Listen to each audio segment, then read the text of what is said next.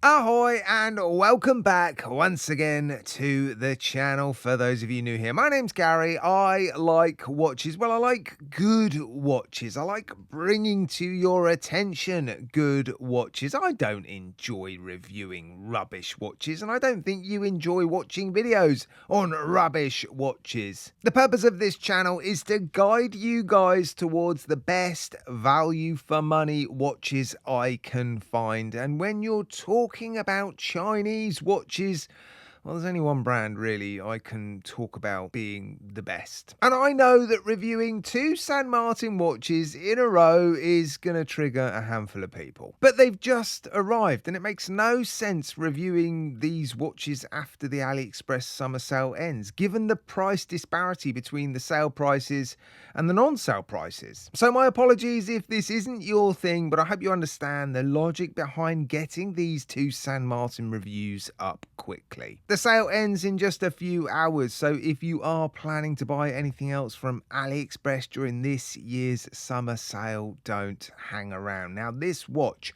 prior to the sale starting, well, the list price was $459 and I showed it in a previous video, and I commented on the prices of San Martin watches. However, like the watch I reviewed yesterday, I've just gone through the checkout process. The price drops to $369. Then they discount another $50, making the watch available to me during the sale for $266. Your best price is likely to be different coupons, different countries, taxes, tariffs.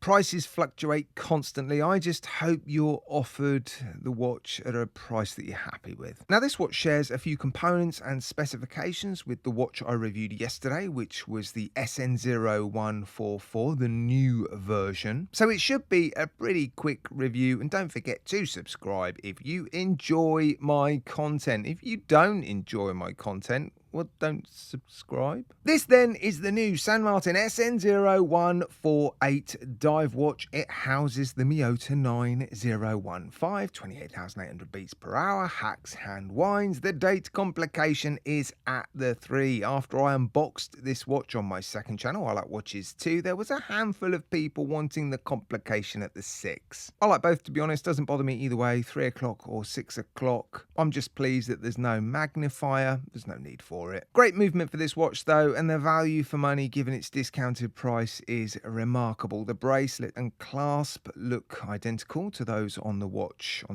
reviewed yesterday, the SN0144, solid construction, screw pins. It suits this dive watch, and I didn't notice this on the SN0144, but not only does the bracelet taper widthways, the thickness tapers as well. How cool is that? The on-the-fly adjustment system is needed more on heavier watches, and although this isn't a heavy dive watch, it's a very useful feature, isn't it? The bracelet is just littered with brushed and polished surfaces, so the light play is endless.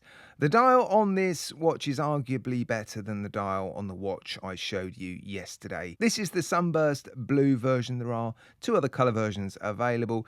The detail and the colours just seem more obvious on this dial. The centre of the dial is brighter, more colourful than the outer edge, and I prefer this style. The colours are incredible. You may not like the colours, but the light play, the turquoise, blue, green colour change is fantastic. In fact, almost mesmerizing. Fairly standard applied indices and hands. Nicely done though. Loom filled. I'll show you the loom degrading at the end of the video. The loom strength is excellent. You do get the applied hex logo on this dial though. They haven't printed the name on the dial on this occasion. Mixed opinions on that, I know. The bezel is a traditional 120 click unidirectional bezel, ceramic insert. The action is just superb. Have a listen.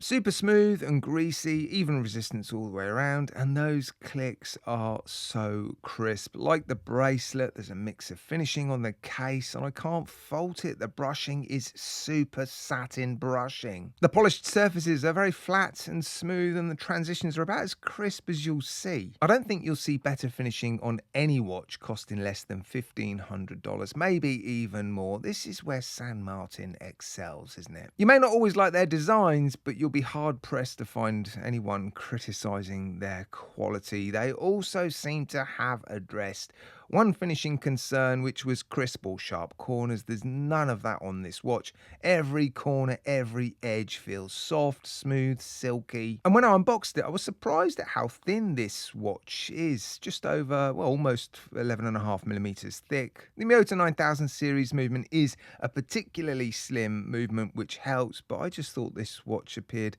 slimmer than I was expecting. Given it's a dive watch, 200 meters of water resistance still, screw down crown, screw down case back, the crystal, double domed crystal, sapphire with AR coating. Of course, there'll be some complaints about this watch. No watch is perfect for everyone. The logo choice for the dial, the sterile case back, the dial design won't be for everyone. I'd have chosen different hands, perhaps, not sure what. I'm just not a huge fan of this particular hour hand, but on the whole, it's attractive, well proportioned, comfortable on the wrist, fairly original, lighter than the average 200 meter diver. If it remains less than $300, it will be a popular one, no doubt. Guys, let me know what you think in the comments section, and don't worry, the next video won't be a San Martin review. It'll be a Jangan. Only joking, no it isn't.